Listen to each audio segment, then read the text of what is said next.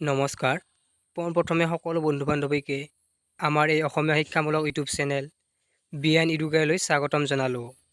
আজিৰ আমি এই ভিডিঅ'টোত আলোচনা কৰিম আগন্তুক এছাম LP আৰু UP টেটৰ অতি গুৰুত্বপূৰ্ণ কেইটামান সমাজ বিজ্ঞান অৰ্থাৎ ছ'চিয়েল ছায়েন্সৰ প্ৰশ্ন উত্তৰ আলোচনা কৰিম।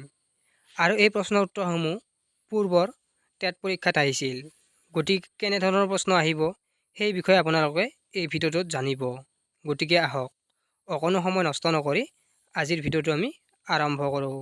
প্ৰথম কুৱেশ্যনটো হৈছে ভাৰতত পোনপ্ৰথমবাৰৰ বাবে সন্মিলিত চৰকাৰ গঠন হৈছিল। ইয়াত 4টা অপশ্যন দিয়া আছে: 1980 চনত, 1982, 1987 আৰু 1967। ইয়াৰ শুদ্ধ উত্তৰ হ'ব অপশ্যন গ, 1977 চনত ভাৰতবৰ্ষত পোনপ্ৰথমবাৰৰ বাবে সন্মিলিত চৰকাৰ গঠন হৈছিল। 2 নং কুৱেশ্যনটো হ'ল 2 বা ততোধিক দল লগ লাগি গঠন কৰা চৰকাৰক দেশ চৰকাৰ বুলি কোৱা হয়। ইয়াত 4টা অপশ্যন দিয়া আছে: মৰ্চা চৰকাৰ, একদলীয় চৰকাৰ, দ্বিদলীয় চৰকাৰ আৰু ওপৰৰ এটাও নহয়। ইয়াৰ শুদ্ধ উত্তৰটো হ'ব অপশ্যন ক, মৰ্চা চৰকাৰ। আৰু মৰ্চা চৰকাৰক সন্মিলিত চৰকাৰ বুলিও কোৱা হয়। গতিকে 2 বা ততোধিক দল লগ লাগি গঠন হোৱা চৰকাৰক মৰ্চা চৰকাৰ বা সন্মিলিত চৰকাৰ বুলি কোৱা হয়। 3 নং প্ৰশ্নটো হৈছে ভাৰতত GST কেতিয়াৰ পৰা আৰম্ভ কৰা হৈছে? ইয়াৰ অপশ্যনবোৰ দিয়া আছে: 1 জুলাই 2017, 1 জানুৱাৰী 2017, 1 জুলাই 2018 আৰু 1 জানুৱাৰী 2019। ইয়াৰ শুদ্ধ উত্তৰটো হ'ব অপশ্যন ক, 1 জুলাই 2017 চনৰ পৰা GST আৰম্ভ কৰা হয়। আৰু GSTৰ সম্পূৰ্ণ নাম হৈছে গুড এণ্ড ছাৰ্ভিচ টেক্স। 4 নং কুৱেশ্যনটো হ'ল বৰ্তমান ভাৰতীয় ৰিজাৰ্ভ বেংকৰ গভৰ্ণৰ কোন? ইয়াত 4টা অপশ্যন দিয়া আছে: ৰঘুৰাম ৰাজন, শক্তিকান্ত দাস, উৰ্জিত পেটেল আৰু ওপৰৰ এটাও নহয়। ইয়াৰ শুদ্ধ উত্তৰ হ'ব অপশ্যন খ, শক্তিকান্ত দাস হৈছে বৰ্তমান ভাৰতীয় ৰিজাৰ্ভ বেংকৰ গভৰ্ণৰ। 5 নং প্ৰশ্নটো হৈছে কোনখন পঞ্চবাৰ্ষিক পৰিকল্পনাৰ সময়ত সেউজ বিপ্লৱ আৰম্ভ কৰা হৈছিল? ইয়াৰ অপশ্যনবোৰ দিয়া আছে: দ্বিতীয়, তৃতীয়, পঞ্চম আৰু সপ্তম। ইয়াৰ শুদ্ধ উত্তৰটো হ'ব অপশ্যন খ, তৃতীয় পঞ্চবাৰ্ষিক পৰিকল্পনাৰ সময়ত সেউজ বিপ্লৱ আৰম্ভ কৰা হৈছিল। 6 নং কুৱেশ্যনটো হ'ল বংগ বিভাজন কেতিয়া কাৰ্যকৰী কৰা হৈছিল? ইয়াৰ অপশ্যনবোৰ দিয়া আছে: 1905 চনৰ 6 অক্টোবৰ, 1906 চনৰ 6 অক্টোবৰ, 1907 চনৰ 6 অক্টোবৰ আৰু ওপৰৰ এটাও নহয়। ইয়াৰ শুদ্ধ উত্তৰ হ'ব অপশ্যন ক, 1905 চনৰ 6 অক্টোবৰ তাৰিখে বংগ বিভাজন কাৰ্যকৰী কৰা হৈছিল। 7 নং প্ৰশ্নটো হৈছে ভাৰত আৰু পাকিস্তানৰ মাজৰ সীমাৰেখাডালৰ নাম কি? ইয়াত 4টা অপশ্যন দিয়া আছে: Durand line, McMahon line, Radcliffe line আৰু ওপৰৰ এটাও নহয়। ইয়াৰ শুদ্ধ উত্তৰ হ'ব অপশ্যন গ, ৰেডক্লিফ লাইন। অৰ্থাৎ ভাৰত আৰু পাকিস্তানৰ মাজৰ সীমাৰেখাডালক ৰেডক্লিফ লাইন নামেৰে জনা যায়। 8 নং কুৱেশ্যনটো হ'ল চিপাহী বিদ্ৰোহৰ প্ৰথম শ্বহীদ কোন আছিল? ইয়াৰ অপশ্যনবোৰ দিয়া আছে: মুনিৰাম দেৱান, ভগত সিং, ক্ষুদিৰাম আৰু মংগল পাণ্ডে। ইয়াৰ শুদ্ধ উত্তৰ হ'ব অপশ্যন খ, মংগল পাণ্ডে আছিল চিপাহী বিদ্ৰোহৰ প্ৰথম শ্বহীদ। আৰু চিপাহী বিদ্ৰোহ কিমান চনত সংঘটিত হৈছিল? তেতিয়া তাৰ উত্তৰ হ'ব 1857 চনত চিপাহী বিদ্ৰোহ সংঘটিত হৈছিল।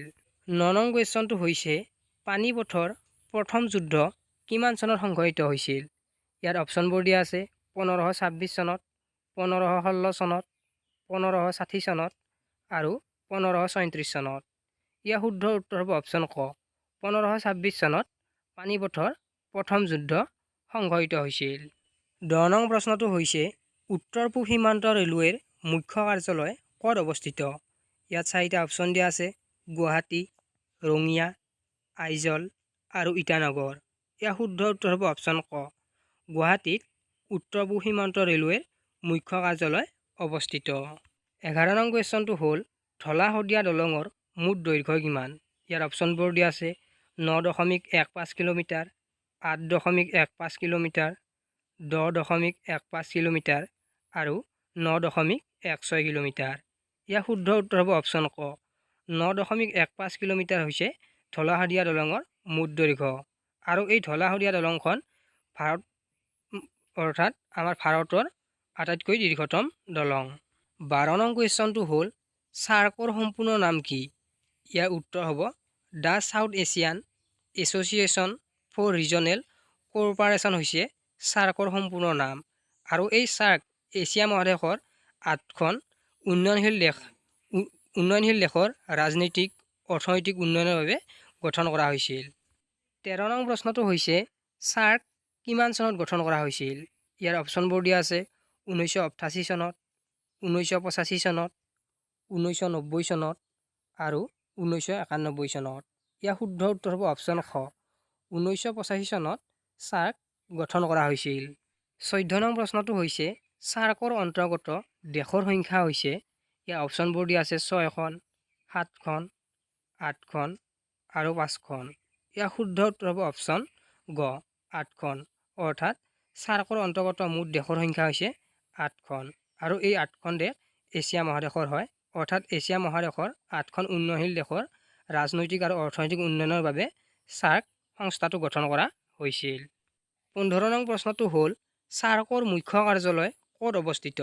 ইয়াৰ অপশ্যনবোৰ দিয়া আছে ভূটান, ভাৰত, মালদ্বীপ আৰু নেপাল। ইয়াৰ শুদ্ধ উত্তৰ হ'ব অপশ্যন খ নেপালৰ কাঠমাণ্ডুত সাৰ্কৰ মুখ্য কাৰ্যালয় অৱস্থিত।